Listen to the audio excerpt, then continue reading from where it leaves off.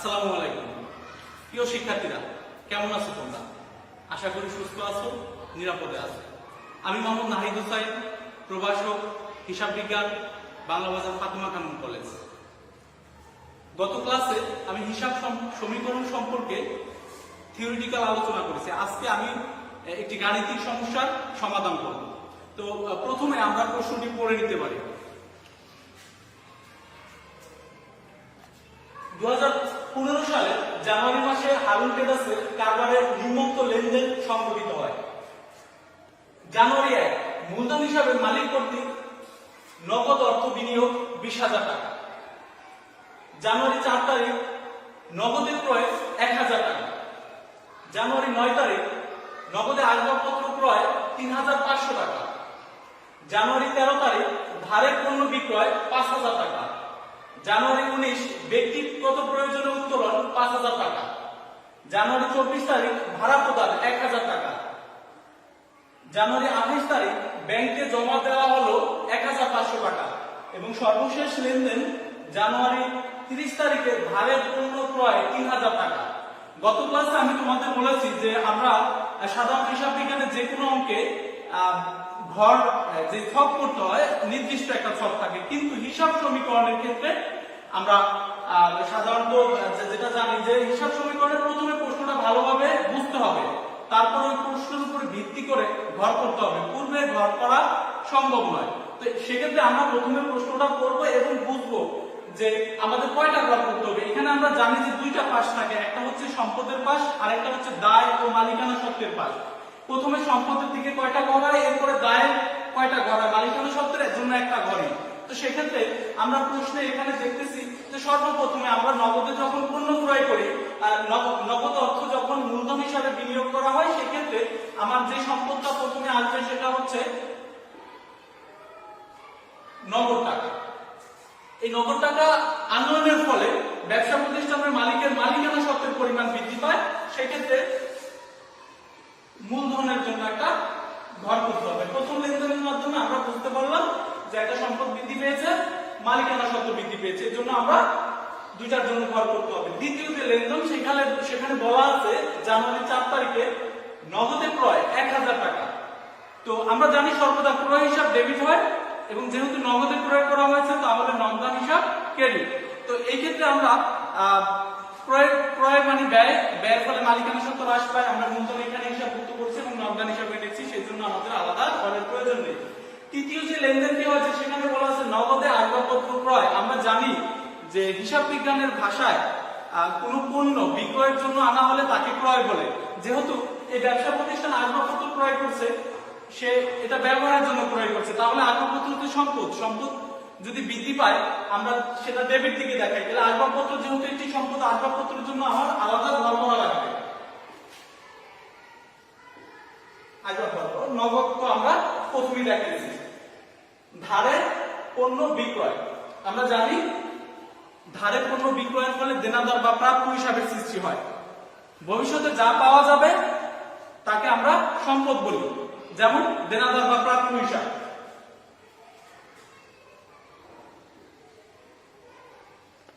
এবং বিক্রয় দেনাদার বা প্রাপ্য হিসাব ডেবিট এবং বিক্রয় হিসাব ক্রেডিট। বিক্রয়ের ফলে আয় বৃদ্ধি পায় এবং এর ফলে মালিকানা সত্ত্ব বা মূলধনের পরিমাণ বৃদ্ধি পায়। ব্যক্তিগত প্রয়োজনে উত্তোলন। ব্যক্তিগত প্রয়োজনে উত্তোলন করলে এখানে উত্তোলন হিসাব ডেবিট এবং নগদান হিসাব ক্রেডিট। উত্তোলনের ফলে মালিকানা সত্ত্ব মূলধন হ্রাস পায় এবং নগদ টাকা আমরা প্রথমেই দেখিয়েছি। এরপরে আছে ভাড়া প্রদান করা হলো। ভাড়া হচ্ছে ব্যয় বৃদ্ধি পেলে ডেবিট দিকে দেখাতে হয়। ভাড়া হিসাব ডেবিট, নগদান হিসাব ক্রেডিট। তাহলে ভাড়া ব্যয় মালিকানা সত্ত্ব হ্রাস পাবে, সেটা মূলধনের সাথে হিসাবভুক্ত করতে হবে এবং নগদ আমরা প্রথমেই লিখে নিয়েছি।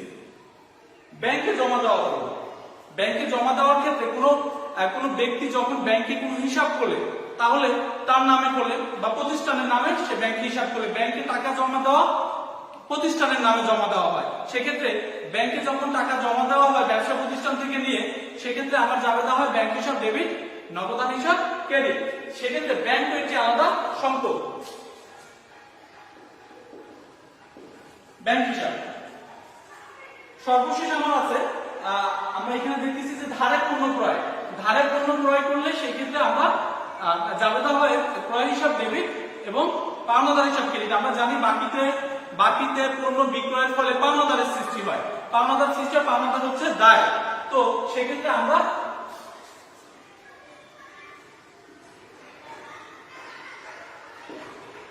যে দায়টি পেলাম তা হচ্ছে পাওনাদার, ভবিষ্যতে অর্থ পরিশোধ করতে হবে।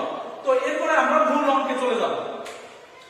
তো এখানে আমরা সম্পত্তি থেকে 4টা ঘর পেয়েছি এবং দায় এবং মূলধন এর জন্য 2টা। তো আমি সবটি আগে করে নিয়েছি। তো সেক্ষেত্রে এখন আমরা মূল অঙ্কে চলে যাব। তো সর্বপ্রথমে এটা 2015 সাল। 2015 সালে সর্বপ্রথম লেনদেন হয়েছে জানুয়ারি 1 তারিখে। জানুয়ারি 1 তারিখে মূলধন হিসাবে মালিক কর্তৃক নগদ অর্থ বিনিয়োগ করা হয়েছিল 20,000 টাকা। সেক্ষেত্রে ব্যবসা প্রতিষ্ঠান কি পেল? ব্যবসা প্রতিষ্ঠান পেয়েছে নগদ টাকা। জানুয়ারি 1।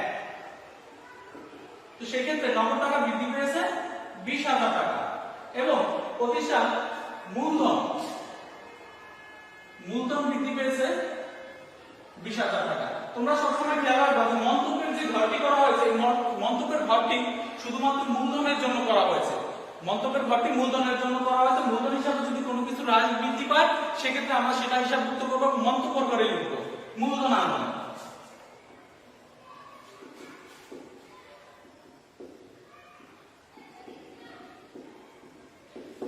তাহলে জানুয়ারি 1 তারিখে আমার সম্পত্তির দিকে নগদ টাকা বৃদ্ধি পেয়েছে 20,000 টাকা এবং দায় ও মালিকানা সত্ত্বের দিকে আমার মালিকানা সত্ত্ব বৃদ্ধি পেয়েছে 20,000 টাকা। তারপর এইভাবে দাগ টেনে দিতে হবে। তো সবসময় খেয়াল রাখতে হবে প্রতিটা লেনদেনের ফলে হিসাবে 2টা দিক যাতে সমান থাকে প্রতিটি লেনদেনের ক্ষেত্রে, সেই দিকটা খেয়াল রাখতে হবে। এরপরে আমার লেনদেন হয়েছে জানুয়ারি 4 তারিখে নগদে ক্রয় করা হয়েছে, নগদে ক্রয় 1,000 টাকা। তো সেক্ষেত্রে আমার হিসাব সমীকরণের যে প্রভাবটা পড়বে, নগদে ক্রয় করা হয়েছে 4,000 টাকা, ক্রয় হিসাব ডেবিট, নগদান হিসাব ক্রেডিট। তাহলে নগদান হিসাব যেহেতু ক্রেডিট, আমার নগদ টাকা হ্রাস পেয়েছে, নগদ টাকা হ্রাস পেয়েছে 1,000 টাকা। আমরা এখানে ব্র্যাকেট দিয়ে দেখানো মানে বিয়োগ, ব্র্যাকেট দিয়ে দেখানো মানে বিয়োগ। নগদ টাকা যেহেতু হ্রাস পেয়েছে আমরা ব্র্যাকেট দিয়ে দেখিয়েছি। এখন ক্রয় যেহেতু একটি ব্যয় বা খরচ, তাহলে মালিকানা সত্ত্বের পরিমাণ হ্রাস পায়, এজন্য আমরা সেটা মূলধন থেকেও বিয়োগ করব। পণ্য ক্রয়, মন্তব্য হচ্ছে পণ্য ক্রয়, এটাও আমরা দাগ টেনে দেব।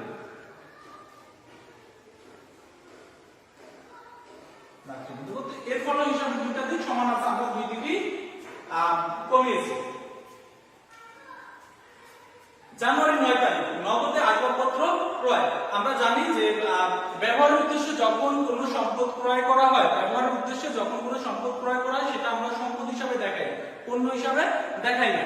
তো সেক্ষেত্রে আসবাবপত্র যেহেতু ক্রয় করা হয়েছে জানুয়ারি 9 তারিখে, সেখানে আমাদের সম্পদের পরিমাণ বৃদ্ধি পেয়েছে 3,500 টাকা, সেটার নাম হচ্ছে আসবাবপত্র। এর ফলে আমার নগদ টাকার পরিমাণ হ্রাস পেয়েছে 3,500 টাকা।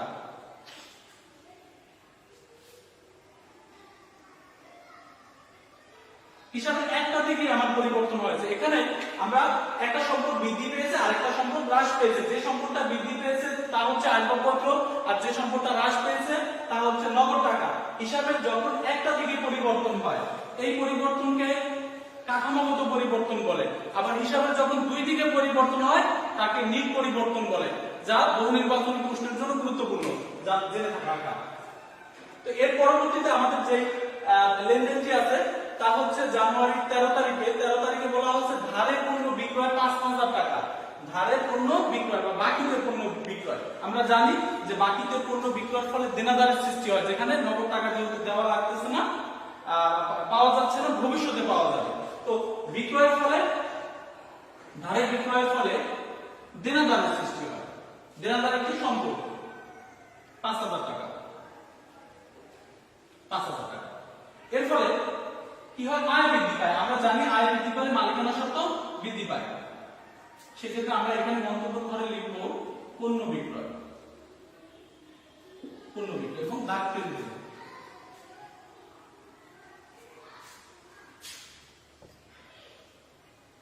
ইকুয়াল, দুই দিক সমান।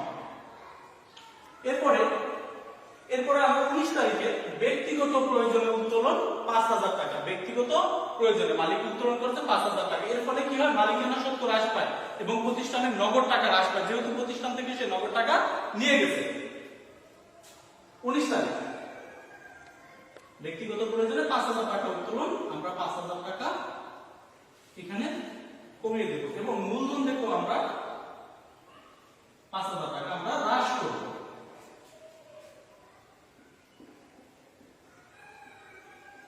উত্তোলন, এর ফলে আমার হিসাব দুটা দিক সমান।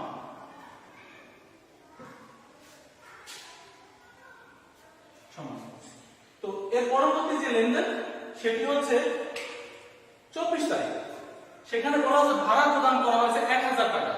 1000 টাকা ভাড়া প্রদান করেছে। ভাড়া হচ্ছে প্রতিষ্ঠানের জন্য ব্যয় বা খরচ। ব্যয় বৃদ্ধি পেলে আমরা জানি যে ডেবিট দিকে লিখতে হয়, ভাড়া হিসাব ডেবিট, এবং যেহেতু নগদে প্রদান করা হয়েছে নগদান হিসাব ক্রেডিট, এর ফলে নগদ টাকা হ্রাস পেয়েছে। তো আমরা এখানে 24 তারিখে ভাড়া যেহেতু 1000 টাকা প্রদান করা হয়েছে, নগদ টাকা আমরা হ্রাস পেয়েছে 1000 টাকা, এবং এই ভাড়া প্রদানের ফলে মালিকানা সত্ত্ব যেহেতু খরচ বৃদ্ধি পেয়েছে, মালিকানা সত্ত্ব হ্রাস পেয়েছে 1000 টাকা ভাড়া প্রদান। আমরা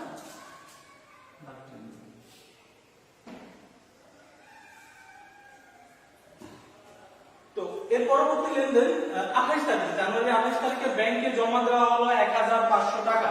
তো ব্যাংকে জমা দিলে ব্যাংক হিসাব ডেবিট, নগদান হিসাব ক্রেডিট। আমার ব্যবসা প্রতিষ্ঠানের ব্যাংকে টাকা বৃদ্ধি পেয়েছে এবং ব্যবসা প্রতিষ্ঠানের টাকা হ্রাস পেয়েছে। তাহলে এক জায়গায় সম্পদ বৃদ্ধি পেয়েছে, অপর জায়গায় সম্পদের পরিমাণ হ্রাস পেয়েছে। তো এখানে 28 তারিখে আমার টাকা বৃদ্ধি পেয়েছে ব্যাংকে 1500 টাকা, হ্রাস পেয়েছে ব্যবসা প্রতিষ্ঠানে। তাহলে কাঠামোগত পরিবর্তন, একদিকে পরিবর্তন হয়েছে।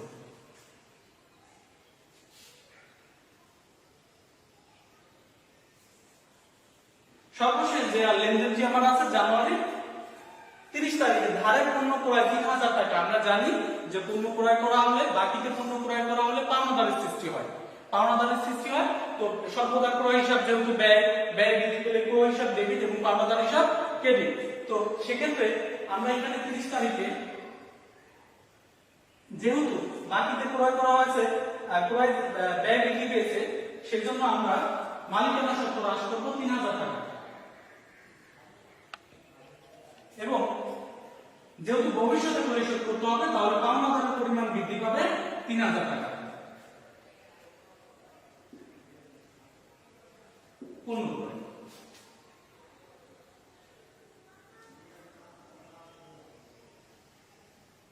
তাহলে আমাদের সবগুলো লেনদেন আমরা হিসাবভুক্ত করেছি। এবার আমরা দুই দিকের যে রেজাল্ট আমরা সেটা মিলিয়ে দেখব যে কি হয়েছে।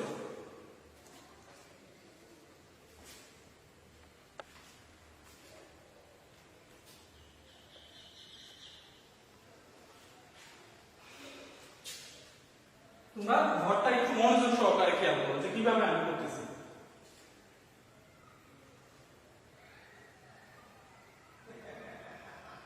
এখানে আমার প্রথমে ছিল 20,000 টাকা, সেখান থেকে 1000 টাকা, 3500, 4500 টাকা বিয়োগ হচ্ছে, এরপরে 5000, 9500, 10,500,